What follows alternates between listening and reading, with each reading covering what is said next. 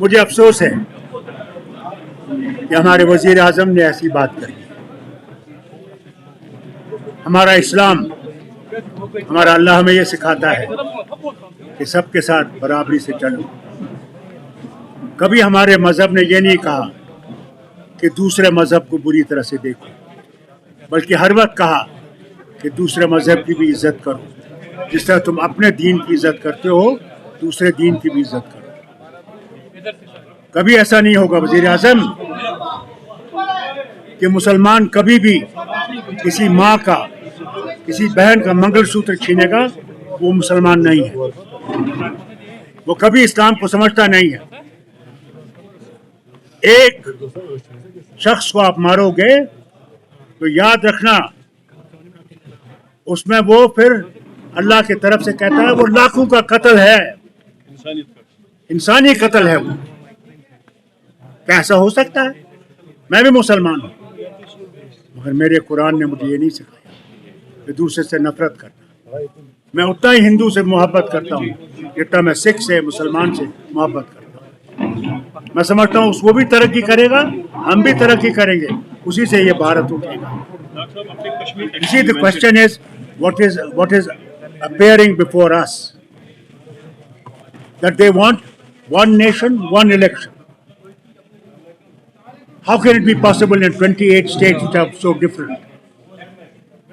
Secondly, their changing of constitution has been told, they themselves are saying it, कि हमने आईन बदलाना है, हमने ये संविधान बदलाना है। ये एक ही दफ़ा इलेक्शन होगा और जिस तरह प्यूटन साहब बैठे हुए हैं, इसी तरह ये भी अपने वज़ीर आज़म को बिठाना चाहेंगे, जो जब तक वो जिंदा हैं वो रहेंगे, दूसरा आएगा वो भी चलाएगा। नहीं तो मुझे ये बताइए, ये क्यों कह रहे हैं कि 2047 तक, क्या ये 2047 तक रहेंगे? वो कैसे है?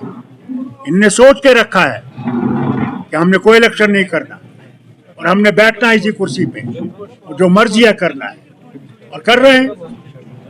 इलेक्शन कमीशन का जो बनता है उसमें क्या था? चीफ जस्टिस था of India, government of India का था, और अपोजिशन का लीडर था। चीफ जस्टिस को हटाने की क्या जरूरत पड़ी? क्या जरूरत? खुद देखिए आप कि वहाँ 2 हुकूमत के नुमाइंदे हैं, एक अपोजिशन है, वो क्या कर सकते हैं? जो उनकी मर्जी है वो करेंगे। हमें पता नहीं है कि वो असेंबली इलेक्शन होंगे, कब होंगे। ये तो इलेक्शन, ये तो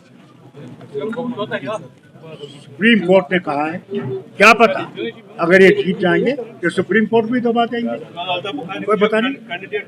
मुझे अफसोस इस बात का है, मुझे अफसोस इस बात का है, मैं तीनों से गुजारिश करना चाहता हूँ, आज़ाद साहब हो, सजाद लोन साहब हो, वो अपने बुखारी साहब हो, उन्हें ये देखना चाहिए जिनकी तरफ से वो खड़े हैं उनका रवैया क्या है मुसलमानों के लिए। बस मैं इनसे यही कहना चाहता हूँ, जिन मुसलमानों को ये बरगला रहे हैं आज, क्या वो मुसलमान कल बचेंगे? अगर ये वापस आए, न सिर्फ जम्मू कश्मीर के, क्या हिंदुस्तान के मुसलमान की इज्जत रहेगी या नहीं रहेगी? उनसे ये सवाल पूछिए। मुझे अफसोस है, अल्लाह इनको सही रास्ता दे। Go through many crises. If these people come, there'll be far greater crisis than what you are facing today.